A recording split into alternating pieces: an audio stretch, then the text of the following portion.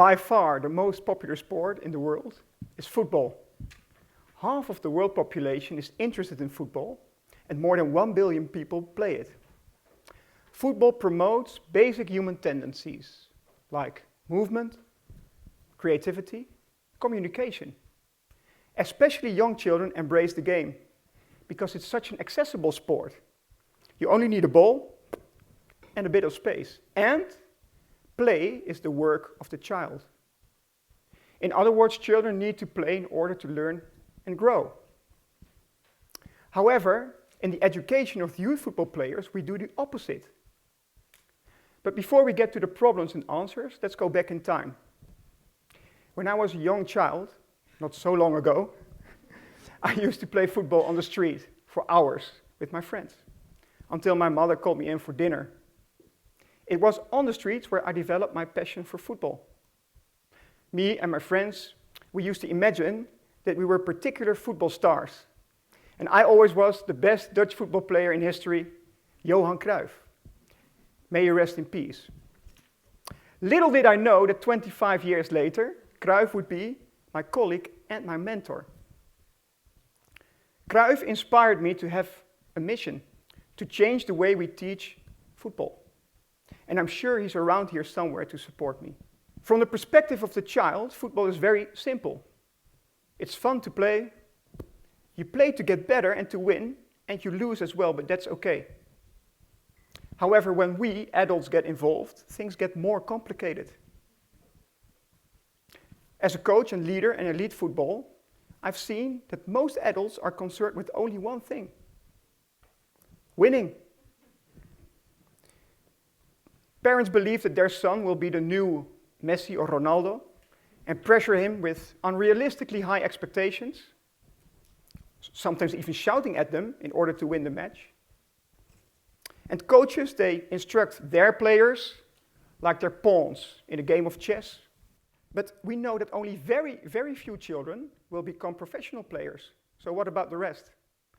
Now, research shows that out of 10 children, 7 stop playing football by the age of 13 because they feel too much pressure by coaches and parents, and they feel a lack of self-ownership. So what's going wrong? There are 3 causes. The first has to do with the way we organize youth football. The second is about the salaries of coaches. And the third has to do with the culture in football. The first problem is that football clubs and competitions are organized in teams based on annual age. You get in a team when you're born between the 1st of January and the 31st of December of a particular year. Each team has one head coach whose main responsibility is the performance of the team, winning.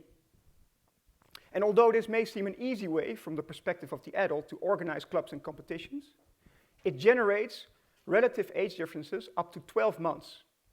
And this creates an overrepresentation of earlier born children compared to their later born peers. In competitive football, the majority of players are born in the first half of the year, often in a 70 to 30% ratio. And this phenomenon is called the relative age effect. Research shows that relatively older teams have more chance to play or to win when they play relatively younger teams.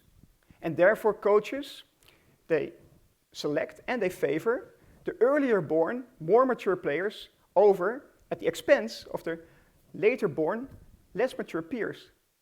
The relative age effect is not only a problem in football, it's a problem in all sports, from the age of 4 until adulthood, for boys and girls, on all levels of competition. It's even a problem in academic education. Studies show that being the youngest in the classroom negatively affects academic performance, self-confidence, and future education outcome. The second problem is that the older the team you coach, the more money you earn. In elite football, first-team coaches may earn up to 40 times more than youth coaches. And because humans respond to incentives, this triggers a feed-forward loop. Let me explain. Coaches want to move up to higher teams, older teams, in order to earn more money. But how do you get promoted? They only get promoted when they become visible. And they can become visible when they win. And how do you win in youth football? By playing the relatively older and more mature players. And if indeed coaches get promoted, this is a stimulus for other coaches to also focus on winning. The third problem is that in football, people are driven by power and status. And this enhances the focus on the short term even further. People in football will do anything to move up on the career ladder, even at the expense of children. So, how can we change football? Well, it begins with yourself, because I must confess that when I was younger, I also found it ego-stroking that at birthday parties I could say, hey, I'm working as a leader in an academy of a top club. And it took me some self-reflection and spiritual development to find out that it was not about me. It was about the children. So how do we move away from that culture? That took me back to the streets. Did you know that the best football players in history have one thing in common? They all learned to play football on the street. And I'll tell you what's so special about the street. First of all, there are no adults. No coaches, no parents, no referees. Secondly, children have the freedom to choose what they want to do. Where they want to play, when they want to play, with whom, how. Thirdly, all children participate. No one asks you for your passport to see what birth year you're born in order to join. So the street brings us self-ownership, freedom of choice, and mixed age groups. How can we change football taking the lessons from the street? Well, first, we have to stop organizing youth football based on annual age. We know that children develop in multi-year phases. In each plane of development, children have different needs and characteristics and undergo an intense transformation. Therefore, we have to organize football in mixed age groups. Instead of one head coach responsible for the result of one team in 1 year, a group of coaches works together to provide the right environment for each child in a mixed age group. And this helps coaches to cooperate and shift away their focus from themselves to the children. But this is not enough. We also need to change the rules of the competition. I propose to leaders in football to adopt the average team age rule. 2 opposing teams have to select a team with an obliged average age, say 15. So suppose a coach selects a 16-year-old, he also needs to select a 14-year-old in order to compensate. And this allows for mixed age teams and prevents coaches from predominantly selecting the relatively older players. The second problem, for me, was the most easy to solve. Just pay youth coaches more. This helps coaches who are particularly good at coaching youth to keep focus on the development of the children instead of winning, because they don't feel so much urge anymore to move up on the ladder. The third problem is the most difficult to solve. How do we move away from a culture of power and status to one of love for the children and humility? Then the role of the adult should change to that of a guide. Someone who responds to the needs of the children. The main tool for the guide, is observation. So start observing instead of worrying about winning or losing.